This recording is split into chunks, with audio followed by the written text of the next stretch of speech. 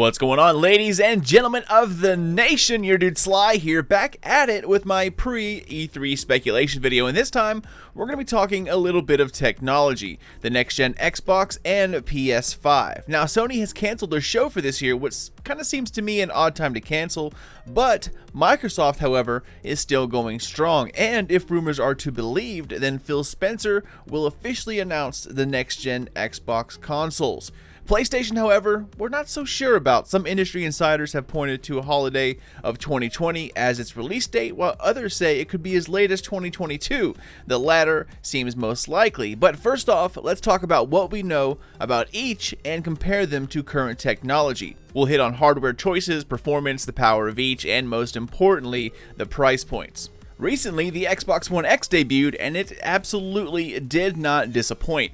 In games that are supported, it delivered great-looking 60 frames per second gameplay, and you can immediately tell the differences when comparing it to a PS4 and especially the original Xbox One. However, only certain games had what I would call PC quality textures, and usually they were linear story campaigns like Call of Duty, Tomb Raider, or the Battlefront 2 campaign. They looked freaking fantastic, buttery smooth, and were quite similar to playing on a PC. But when you get to the open world games like Destiny, The Witcher, Division, you can tell a lot of sacrifices have been made. Technology is moving much faster than more had anticipated. Today you can buy a graphics card for a PC that can handle any game at 1080p on high settings while hitting the 60 frames per second standard. You can get that card for less than $150. Move up a few dollars and you can start hitting the ultra textures and locked 60 frames per second, and even move into the lower 1440p area with like an RX 480, for example. 6 years ago, it would have cost you close to $900 to hit these kind of numbers. This was back when the GTX 780 Ti was top dog. The most powerful GPU at the time was the Titan Z, and it was just a little under 8 teraflops, but it was also a multi-$1,000 GPU. Technology isn't only becoming exponentially more powerful, but it's also outdating itself at an even faster pace. Things that are top of the line today will be third or fourth best in just 6 to 8 months' time. That means you can get high-end quality parts for top-end gaming at a pretty cheap price point. Even the lower-end CPUs like the Ryzen 3 or i3 Intel chips can handle intensive gaming without any issues these days. In some instances, they actually perform better than the more expensive counterparts. So it just makes sense that now is the time to merge the worlds together, console and PC, to bring them into a single format. Not only will this drastically lower production time for developers, but crossplay can be achieved easier than it could be today. It's an exciting time to be a fan of gaming in general. Alright guys, so let's dive into everything that we know so far about the next generation of consoles, the Xbox Scarlett and the PlayStation 5. Now, just so you guys are all aware here, this is a mashup of official information, leak analysis, and rumors from a reputable industry insider. So while I believe most of this is correct, you have to take this as speculation. So let's start with the PlayStation 5. While no codename has been announced officially, rumors have suggested that it's called Erebus. In a recent interview with Wired Magazine, Mark Cerny, who is lead system architect for the PS4 as well as the upcoming PS5, told Wired a few nuggets of information. First of which is that this next console will be a true new generation of PlayStation, unlike the PS4 Pro, which was just a refresh of boosted old tech with a few new pieces. The PS5 will feature top-of-the-line processors and hardware from AMD. AMD, or Advanced Micro Devices, is releasing its latest lineup of processors within the next few months, more than likely the end of May or June 1st at Computex.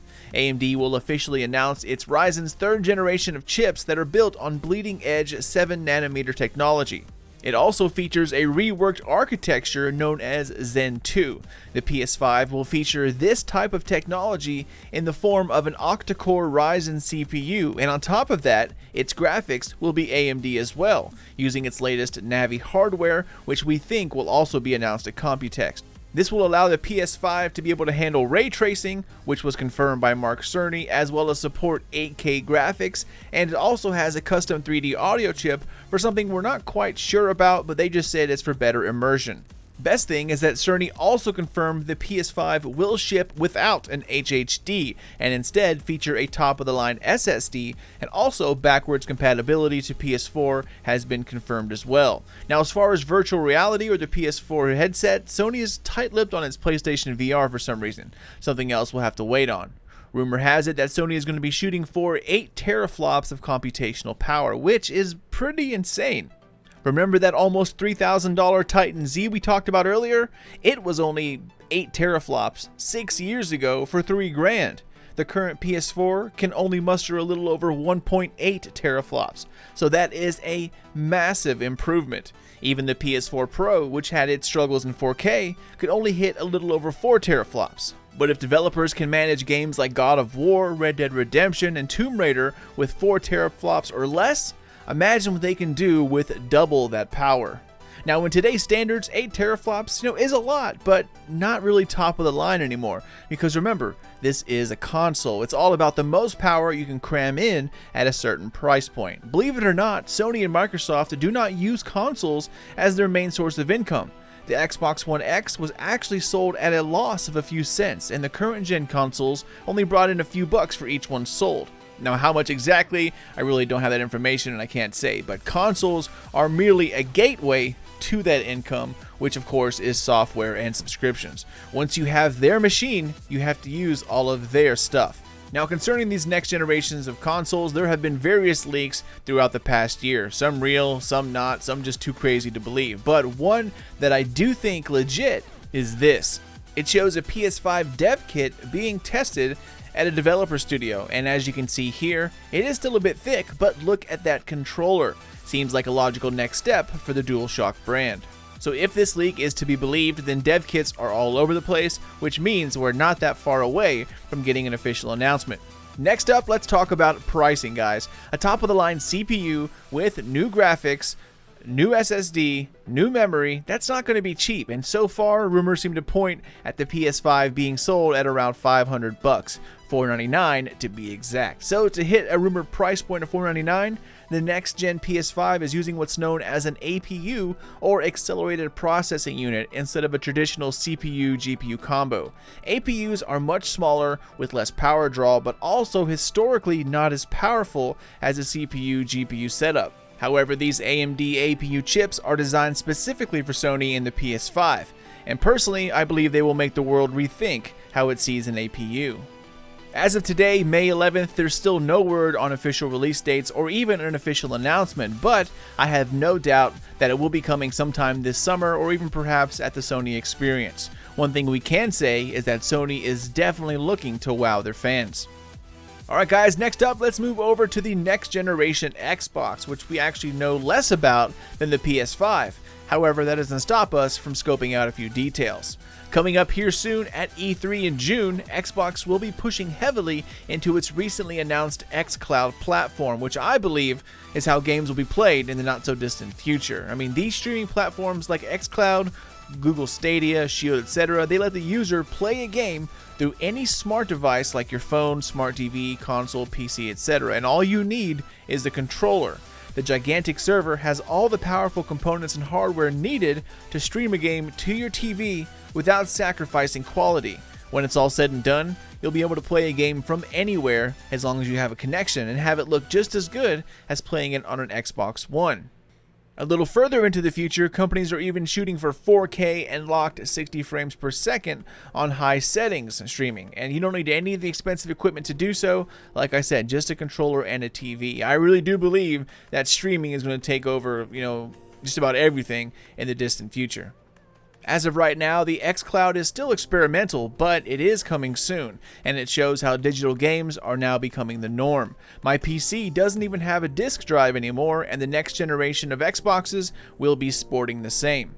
Rumor has it, Xbox will be announcing 2 consoles at E3 this year. Codenamed Scarlett, there will be 2 versions of Scarlett. A traditional, more powerful console, codenamed Anaconda, and a cheaper, diskless version for streaming called Lockhart. Think of it like a next-gen upgrade to the Xbox One X and the Xbox One S. As far as the internal hardware of the upcoming Xbox is concerned, that's still a little bit of a mystery. However, rumors have it that Xbox will also be using a custom Ryzen 8-core CPU, but instead of an attached internal graphics chip like the PlayStation Ryzen's APU, Microsoft is gunning for a traditional GPU allegedly called Arcturus 12. Now the reason behind this, simple guys, more power. While rumor has it the PS5 is looking to hit the 8 teraflop mark, the next generation Xbox is looking to hit a little over 10 teraflops. It will also feature an SSD as a standard, leaving behind the much slower, much heavier, and larger HDD, and I think it's also safe to say that a Blu-ray disc player will be available in at least the Anaconda version. As for the smaller Lockhart console, we actually know very little about it, just that it's a discless version meant to be used as a streaming center. Next up, let's talk about price point. Now, I would assume that the streaming console would sell for the same amount as the recently released discless Xbox One S version called the Xbox One S All Digital Edition, which is $249, while Big Daddy Anaconda will more than likely be around the $500 price point, similar to the PS5. Just like the Xbox One X was at its debut as well. However, with a bigger GPU comes a larger cost, so seeing it sell for $550, that would also not surprise me. However, it's important to remember that 80% of this, guys, especially the Xbox, is mostly rumors, so take all of this lightly. Besides having an AMD 8-core chips in both consoles, Navi in the PS5, Arcturus GPU and Xbox, SSDs in both, and as well as what Cerny said about 8K support, 3D audio chip, and 8 teraflops for the PS5. The rest here is pretty much all rumors from leaks, industry insiders, or pieced together from various interviews. So while most of this will probably be correct in some form or fashion, we really do not know for sure at this time. Although, as of today, like I said, March 11th, this is everything we know about the next generation of consoles so far. Consoles that will finally bridge the gap between downplayed graphics, frames per second, and how they're built. With mainstream Ryzen CPU hardware as their insides, not to mention top of the line in terms of technology, the only difference between the next generation Xbox, PlayStation, and your computer will be the operating system that it uses. That's really going to be about it. I'm looking forward to a time when you can save a game on your PC and then walk over to your living room, pick it back up on a console, and see the exact same quality. When we talk about high or ultra textures, we no longer will have to talk about, ultra console or ultra PC textures, because for years, textures and graphics on consoles could barely hold up against medium settings on a PC. Clever tricks, lower draw and rendering distance, lighting, lowering out the view or main sightline graphics, those were the norm on consoles. You always had to tweak them to make them look better because the power just wasn't there. You could never really directly compare one setting to another from PC to console. That is, until the Xbox One X and PS4 Pro debuted, which still pulled out a few tricks on the console bag, but not much at all. Now though, a developer can develop one game for PC and it will work on Xbox, PS5, and of course the PC. These next generation boxes will be a win for anyone who is a fan of gaming. Now, as of right now, I mostly am a PC player. However, I love my Xbox and you really just cannot beat the ease of gaming on it. Also, it works every single time. No needing to reset Windows, update drivers, worry about viruses, or worry about kinds of weird program interactions or restrictions. When you pop a game in on a console, it works just about every single time. You cannot say that on a PC. You can take a console anywhere and set it up in seconds, unless of course you have a laptop. It's a chore to do it on PC. The ultimate experience for right now is definitely on a PC. You just can't argue that any other way. If you want the smoothest, fastest, best looking gameplay, PC is definitely it, at least for now. But if you want ease of play and a cheaper way to play, you simply cannot beat a console, and that's why I think they will forever remain popular. That is, unless streaming replaces them, which is a very real possibility if the technology ends up panning out. The biggest issue I can foresee, just like the Xbox One X, guys, is price point. Traditionally, consoles have been a cheaper way to play games. Old technology tweaked to the max in order to push out a decent looking game, but times are changing. $500 doesn't buy you what it used to, and while it's still no small chunk of change, if these numbers are correct, and we will be seeing 8 teraflops and 10 teraflops from these next generation of boxes, then it's actually a fairly good deal. There's no way you can assemble a computer that can crunch out 10 teraflops of power for $500. The GPU alone will set you back close to $800. So while $500 may be expensive for a console, It's no longer the console of the past. It is quickly becoming a state-of-the-art gaming machine. 7nm technology, super fast SSDs, that is all cutting-edge technology. However, we'll know if it's actually worth it once we can see the type of gaming it will deliver. But that is about it, guys. I know this video is a little outside of my normal wheelhouse of what I do, but I love new technology, whether it's new CPUs, new GPUs, new memory, SSDs, monitors, what have you. And now that consoles are getting a new facelift, I am really excited to see the end result. However, I'm not excited about having to spend another $500 on a new Xbox when my Xbox One X really isn't that old. But that's the price you pay for pretty looking games, I suppose. I guess it's better than buying a brand new GPU once a year. But anywho, I am excited for these next generation of boxes. I've been an Xbox fan since 2003. And the reason why I stick to PC gaming is because I just simply cannot go back and play Destiny on a console anymore. Bungie and Vicarious Visions just did too good of a job making the PC version, and now I'm just spoiled because of it. But that is it for me, guys. As always, thank you for watching and for supporting Sly Nation. E3 is right around the corner, and I am definitely excited to see all of the latest gaming announcements, hardware, you name it. So stay tuned for any and all updates coming out of there. But I'm out, guys. As always, thank you for watching and for supporting this channel. Feel free to check me out on Twitter or Facebook at Sly Nation or Sly Nation Gaming on the FB. Subscribe for many more videos coming out here soon, but until then, this is your dude Sly, and I'll check you guys next time.